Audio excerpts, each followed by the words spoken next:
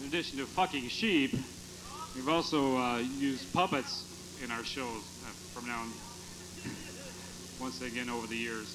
That was always Jack Beal's special talent, one of them. Now, they know he won the Talent Award at the Golden Fleece Run at least twice with his puppets. But Show Me 9 was by far his finest performance. Let's see, the warden had called in some really big name entertainment for the prisoners, even if it was homemade and set on your hand.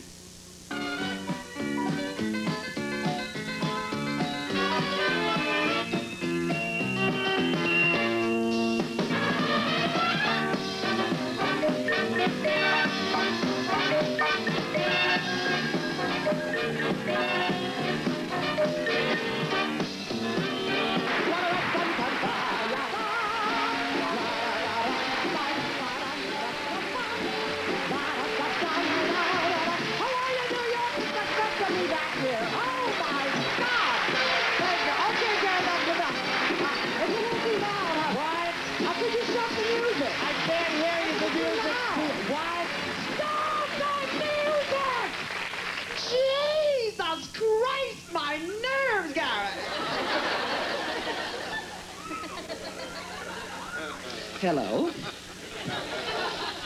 Now, for those who've just seen us on Hollywood Squares, this is going to be a little El Differente.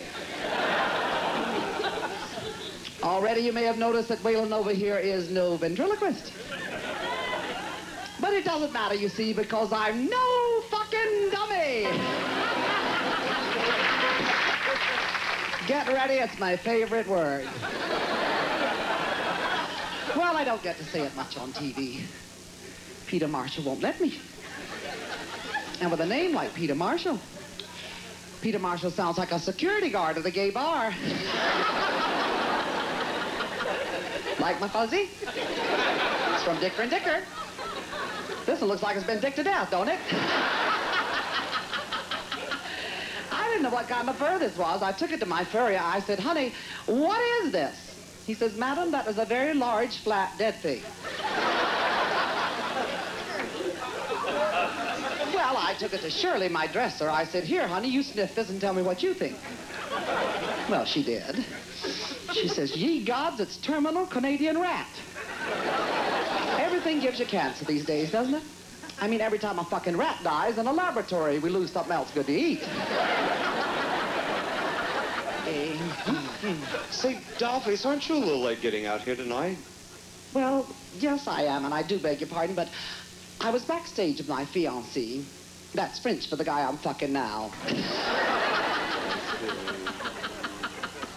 I'm telling you, those Frenchmen are so wishy-washy, you don't know if you're going to get wished or washed. Doesn't bother me. Once I get my wishy, I usually washy anyway. Oh, but he's a corker. You ought to see him. 6'4", blonde, blue-eyed, 19. I don't think that's a bad IQ for a guy 23, do you? Maud, my best friend, the other night told me, she says, madam, you ought to be ashamed of yourself. Dating that young kid. You should be more careful. It could be fatal. I said, what the hell, Maud? If he dies, he dies. Maud don't have both oars down in the water. No, I bought her a vibrator for her birthday. She knocked out 4 teeth the first afternoon. Well, I guess we all have friends like Maud. I mean that you don't know what to get them for a gift. Like last Christmas, I thought, what am I going to get Maud? Well, finally, I wound up this little love boutique. Bought her the cutest little rubber man, the kind you blow up life-size and the pee-pee gets hard. You've seen the kind. Well, Christmas Eve, I got that thing out of the box. Started to blow him up. I blew him up real big. Maud's a chubby chaser. I got him El Grande Rotundo there. Rolled it over and corked it. What a cute place for the plug. Well, I took that thing into Maud's room. She was already sacked out in the bed there, waiting for St. Nick.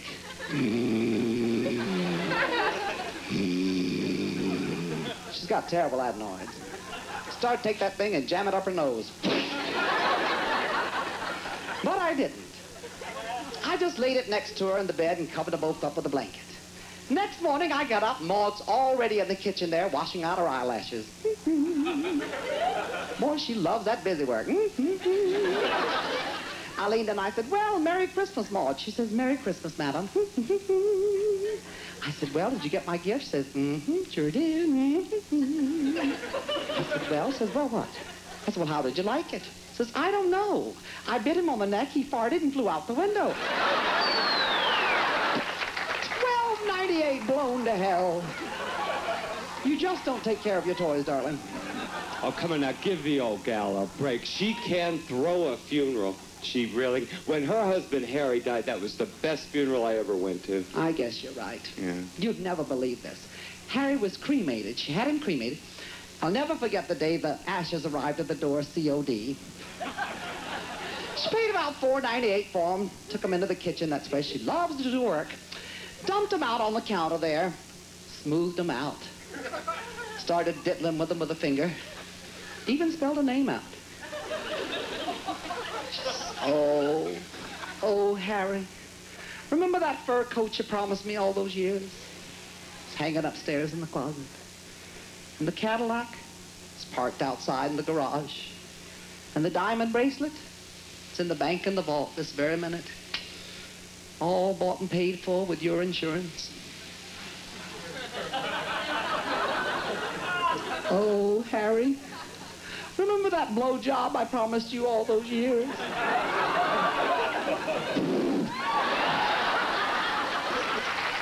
Oh, yeah. Either I've got gas or I feel a song coming on. Oh. These are my summer diamonds. Summer diamonds and summer not. What day? What day? Here's your note. Na na na na na na na na na na na na.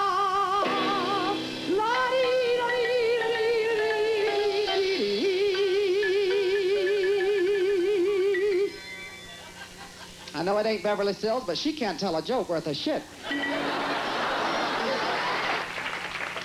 10 cents a dime, that's what they pay me. Gosh, how they weigh me down. 10 cents a dime, rough guys and pansies, tough guys who tear my gown and try to get at my fuzzies. 7 to midnight, I hear drums. God, what has he got over there, fucking parade? Lighten up, honey. Some of us are trying to sing.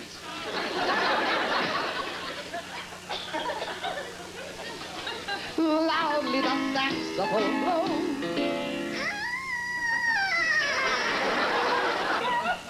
Trumpets that tear at my eardrum. Customers crush my little toes. Oh, look, Edith Head's still down there doing the gown. Hi, Edie. I don't care what you say, Edith Head gives good gown. Oh, sometimes I think I found my hero, but it's a queer every time. This reminds me, do you know how to tell the difference between a California orange and a Florida orange? What you do, you get one from both states, bore a hole in both of them, suck on them, and the one that sucks back's from Florida.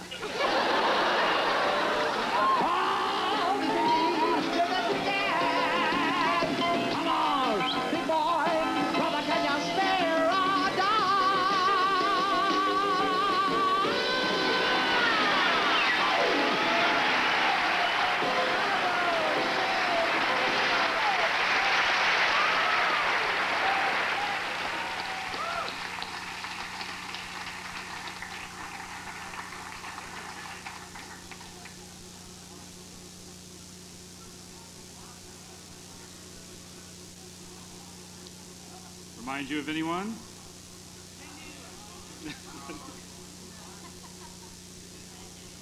Mayhem on the Gateway Express. Who could ever forget Jim St. John as the famous movie star Nora Desmond? The woman who could smell cheap scotch at 50 paces and the good scotch at 100 paces. But Norma, you're looking tired.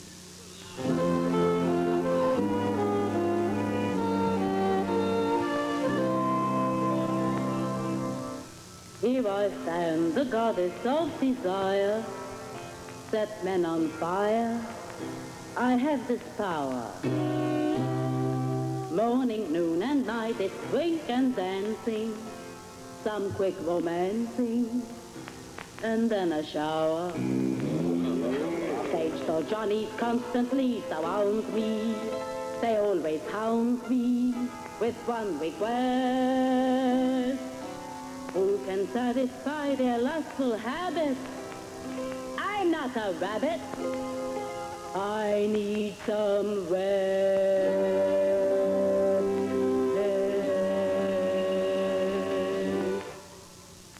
I'm tired, sick and tired of love. I've had my fill of love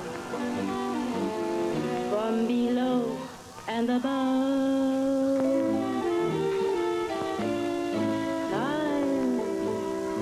Tired of being admired, tired of love uninspired. Let's face it, I'm tired. I've been with thousands of men again and again. They promise the moon. They're always coming and going and going and coming, and always too soon. Right, girl, I'm tired, tired of playing the game. Ain't it a crying shame? I'm so tired. God damn it, I'm exhausted. Tired of playing the game. Ain't it a crying shame? I'm so tired.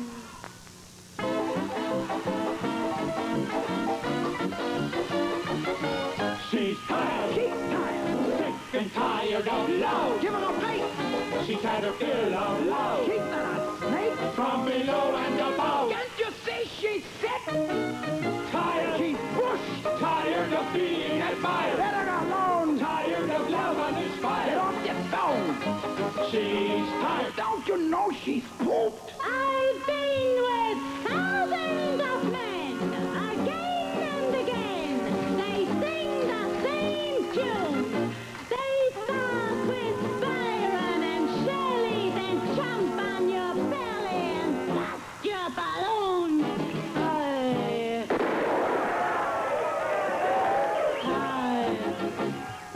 Tired of playing the game. Ain't it a friggin' shame? I'm so, let's face it, everything below the waist is kaput.